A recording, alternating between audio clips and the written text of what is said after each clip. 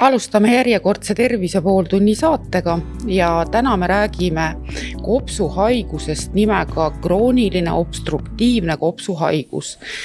Päris keeruline nimi ja uurimegi siis regionaalhaigla kopsuarstilt doktor Marili Jaagorilt, mis selle haiguse taga ennast peidab. Tere hommikust! Tere hommikust! Igal novembril me pöörame tähelepanu sellele haigusele, lühidalt nimetatakse seda ka kokiks. Mida see haigus endast kujutab ja mis see obstruktiivne tähendab? Krooniline obstruktiivne kopsuhaigus on üsna sagedane kopsuhaigus, mida iseloomustavad õhupuudus, köha, rõgaeritus ja tema üheks põhiliseks iseloomuks on see, et tema on tekkinud hingamisteedes taaspöördumatu obstruktsioon ehk hingamisteede takistus ahenemine. See võib olla kulgeda nii kroonilise bronhiidi tüüpi kui ka emfüseemi tüüpi, mille puhul on hingamisteedes kujunenud välja kopsukoes kopsuseinte ehk alveolide õhenemine ja kadumine, et kaob ka hingamispind ja seda inimene tunnetab just hingamisraskusena ja õhupuudusena. Millal siis arsti juurde peaks pöörduma või millal kahtlustada seda haigust? Võikski pöörduda ikkagi kõigepealt perearstile, kes suunab vajadusel edasi kopsuarstile, kui esinevad ikkagi sagedased bronhiidid, pikaajaline köha, rõgaeritus, õhupuudustunne, et ei jaksa enam nii hästi füüsilisel koormusel asju teha. Sest ja kui kindlasti peaks tähelepanu pöörama, kui inimesel on olemas koki riskitegurid, et krooniline obstruktiivne kopsuhaigus just tekibki hingamisteedes, tekib põletik, mille põhjuseks on ärritavad ained, näiteks suits, tolmud, gaasid, keemilised ühendid. Et kõige sagedamini ikkagi on põhjuseks suitsetamine. Samas arengumaades võib just olla koki põhjuseks saastatud õhk ja igasugused biomassid, biokütused, mida kasutatakse ventilatsioonita küttekolletes. Et kokk on selles suhtes levinud haigus, et ta on hinnanguliselt umbes 10% elanikkonna ülemaailmaselt võib esineda. Et Eestis viimase uuringu järgi tuli välja, et püsiobstruktsioon on umbes 5% naistel ja umbes 8% meestel. Aga miks kokk, ehk siis krooniline obstruktiivne kopsuhaigus on ohtlik, on see, et ta on ikkagi progresseeruv krooniline haigus, mis põhjustab sümptomeid, inimesel sotsiaalseid probleeme, et ei jõua enam nii palju tööd teha, füüsilist koormust ja samuti ta on ikkagi ka surmani viiv haigus. Kas see on praegusel hetkel siis ravimatu krooniline haigus? Kahjuks on jah, et me välja seda ravida ei saa, et on kroonilise kuluga haigus, aga meie eesmärk ongi, et sümptomeid vähendada ja vähendada ka ägenemiste riski, sest et kahjuks koki puhul võivad olla ka osadel patsientidel sagedased ägenemised. Mis see ägenemine tähendab?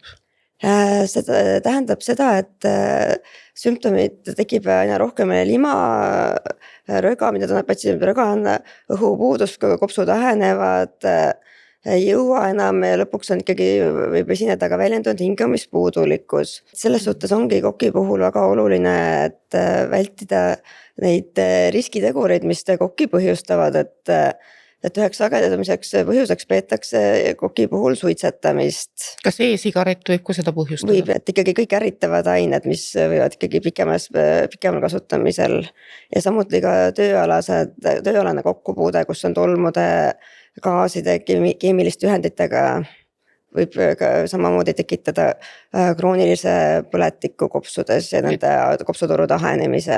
Et see võib olla ka kutsehaigus? Jaa, et selles suhtes on kindlasti sellistel töökohtadel, kus on kokkupuude, peab kasutada isikukaitsevahendeid. Kes on ohustatud rohkem tööinimestest?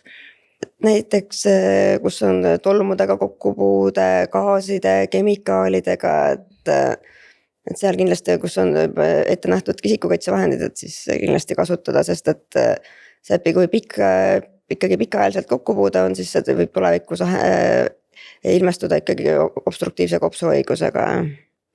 Esimene siis kontakt oleks perearst, Jah, et kes siis diagnoosib selle haiguse, kas siis see patsient suunatakse edasi erikeskusesse?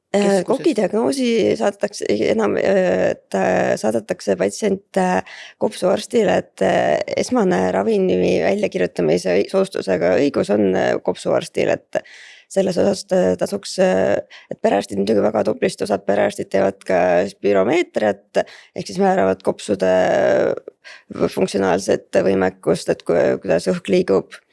Et ja kui seal ikkagi tekib kahtlus või on ikkagi sümptomitega patsient, siis tasub saata kopsuarstile, et me saame teha diagnostika, et esimeseks uuringuks, mida me teeme, ongi kopsude funktsiooni määramine ehk spiromeetria ja seda teeme me ka koos bronhodilatator testiga, ehk siis me anname patsiendile sisse hingata bronhilõõgastit ja vaatame, et kas sellega tekib tal mingi muutuseid kopsu funktsioonis või mitte, et eristada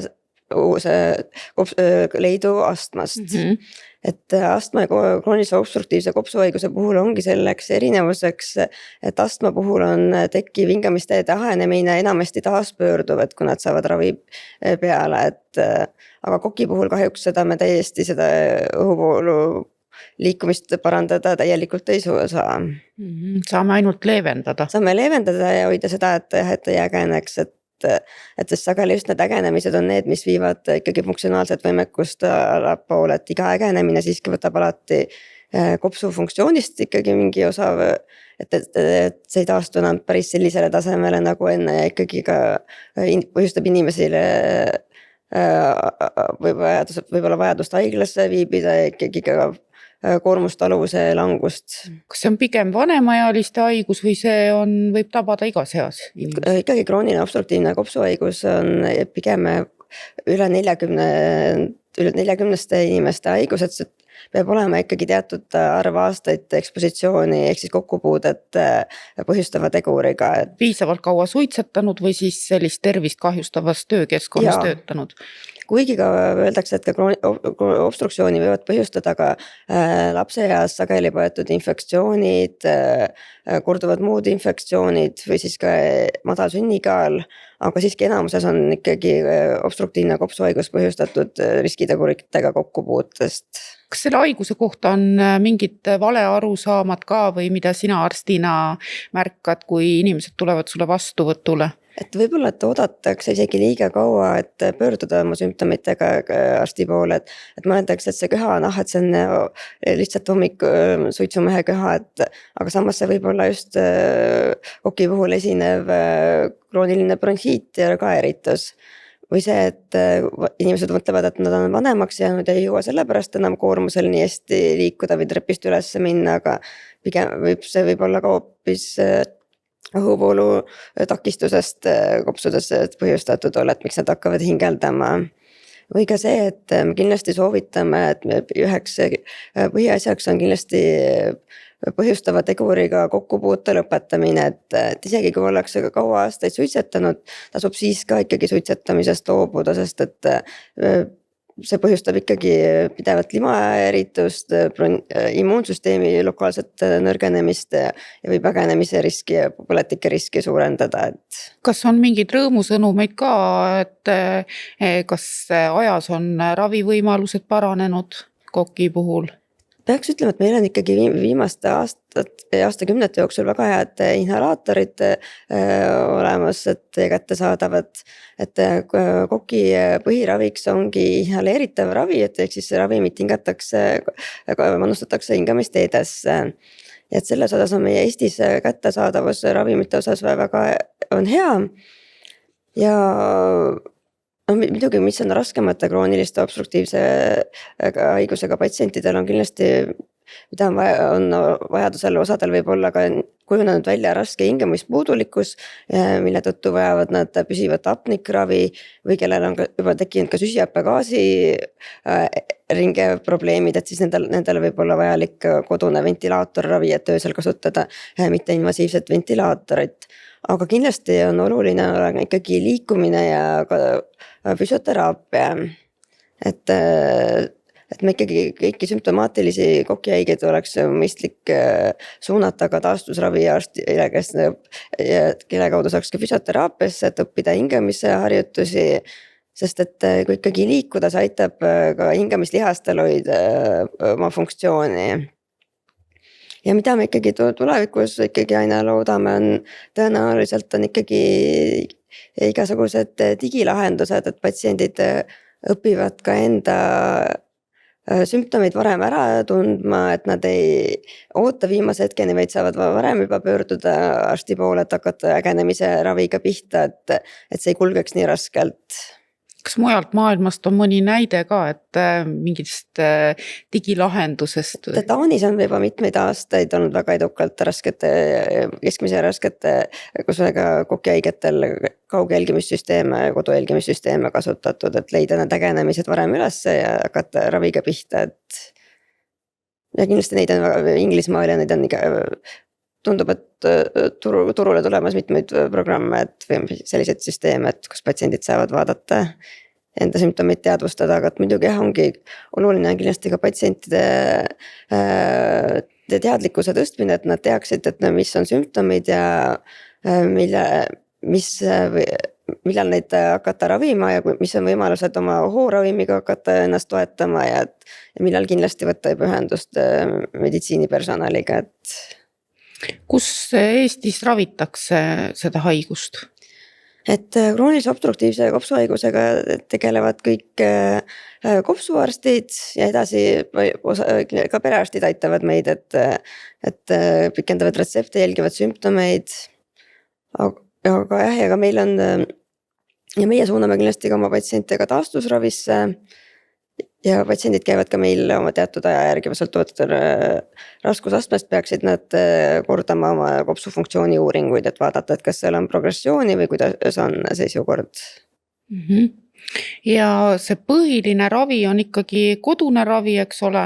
Ja, et inhalaator ja tablettravi ka juures? Üksikutel juhtudel, et on praegu tablettravi võimalused, et põhiliselt meie kasutame ikkagi sisse hingatavat inhaleeritavat ravi.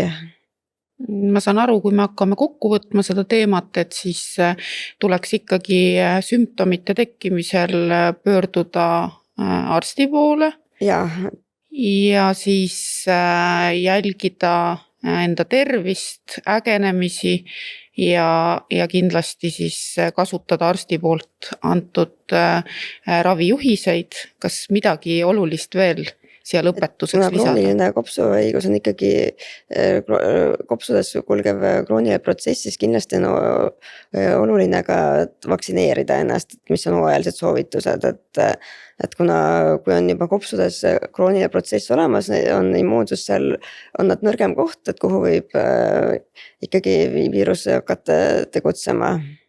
Vaktsineerimise all sa pead siis silmas nii gripi kui COVID-i vaktsineerimist. Et need tasuks sügisel siis ära teha? Ja ka ikkagi, mis ei ole küll riiklikus vaktsineerimiskavas, on ka pneumokoki vastane vaktsiin on meil Eestis kättesaadav, et me seda soovitame kroonilistel kopsuhaigetel ja teistel üle 65-aastastel inimestel. Ja siis püsib see haigus siiski pikka aega kenasti kontrolli all? Kroonilise obstruktiivse kopsuhaigusega on võimalik ilusti sümptomite kontrolli all hoida, et ikkagi oluline lõpetada et selle esile kutsuva teguriga kokkupuude ja kasutada inhaleeritavat ravi, et see krooniline obstruktiivne kopsuhaigus võibki hästi erinev olla, et meil on väga kergete sümptomitega patsiendid, aga teises otsas on väga rasked patsiendid, kes võivad vajada sageli haiglaravi ja kellel on ka kodune apnik ja ventilaatorravi kasutuses, Aga suur tänu tulemast siia stuudiosse ja selgitamast, mis haigusega on tegemist. Kuulasite Tervise pooltundi.